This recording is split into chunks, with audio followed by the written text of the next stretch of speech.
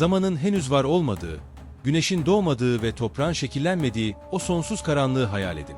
Sadece sessizlik ve durmak bilmeyen, karanlık sular. Mısırlılar buna Nun diyordu. Her şeyin başladığı ve her şeyin içinde kaybolduğu hiçlik denizi. İşte o zifiri karanlığın içinden ilk ışık yükseldi. Adı Ra idi. Kendi ismini söyleyerek evreni uyandırdı. Ama Mısır mitolojisinde yaratılış, huzurlu bir başlangıç değil, kanlı ve bitmek bilmeyen bir savaşın ilk perdesiydi. Çünkü ışığın olduğu her yerde, onu yutmak için bekleyen bir canavar da vardır. Bugün, güneşin neden her sabah yeniden doğduğunu, her gece gökyüzünde verilen o gizli savaşı ve Mısır'ın kaosla olan imtihanını öğreneceğiz. Kadim dünyanın en büyük sırrına, yaratılış ve kaosun savaşına hoş geldiniz.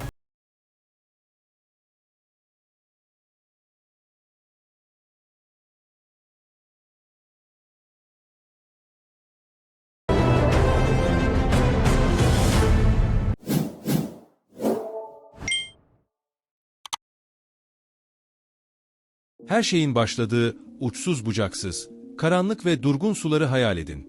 Nun. Nun, bir tanrı değildi. O, varoluşun ham maddesi, sessiz bir kaostu. Mısırlılara göre evren bir patlamayla değil, bu suların içinden yükselen ilk toprak parçasıyla başladı. Bu tepenin adı Benben'di. Tam o sırada, suların içinden bir lotus çiçeği yükseldi. Çiçek yapraklarını açtığında, evrenin ilk ışığı, yani Ra doğdu. Ra, sadece güneşin kendisi değildi. O, evrendeki düzenin, Maat'ın mimarıydı. Kendi adını ve yaratacağı her şeyin adını seslenerek dünyayı şekillendirdi. Havayı, Şu, Nem'i, Tefnut, gökyüzünü, Nut ve yeryüzünü, Geb'i yarattı.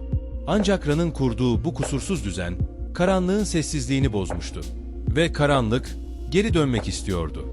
Mısırlılar için güneşin batışı romantik bir manzara değil, kolektif bir korkuydu. Güneş her battığında, Ra, Mesektet adı verilen gece sandalına biner ve yeraltı dünyası olan Duat'ın labirentlerine girerdi. Duat, 12 bölgeden oluşuyordu ve her bölge, gecenin bir saatini temsil ediyordu. Bu yolculukta Ra yalnız değildi. Sandalında ona en güçlü tanrılar eşlik ederdi.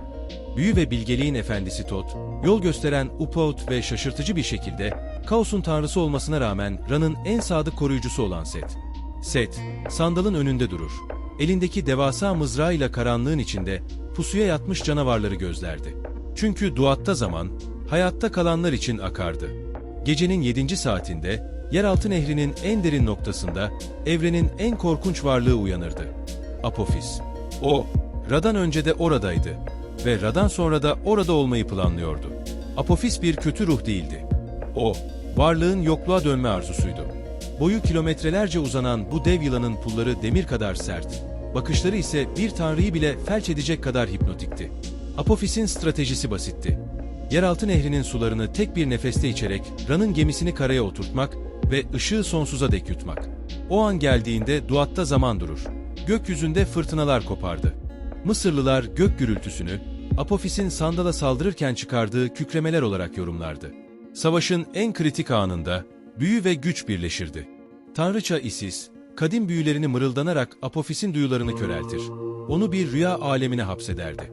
Tam o anda Set öne fırlardı. Kaosun gücünü kaosa karşı kullanarak, devasa mızrağını Apophis'in boğumlarına saplardı. Bu, her gece tekrarlanan epik bir mücadeleydi. Kan gölüne dönen yeraltı sularında, Apophis geri çekilmek zorunda kalırdı. Ra, 12. saatin sonunda, şafak vakti sandalıyla yeniden doğu ufkunda belirirdi.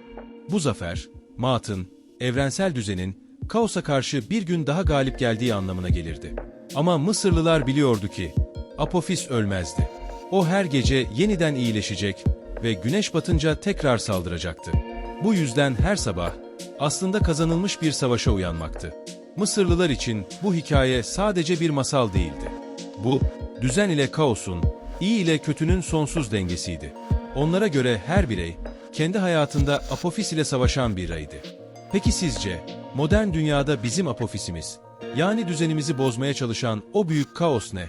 Yorumlarda buluşalım. Serinin devamında, Mısır'ın ilk ve en kanlı ihanetini, Osiris ve Set'in hikayesini anlatacağız. O videoyu kaçırmamak için, kanala abone olmayı ve zili açmayı unutmayın. Kadim sırlar sizinle olsun. Görüşmek üzere.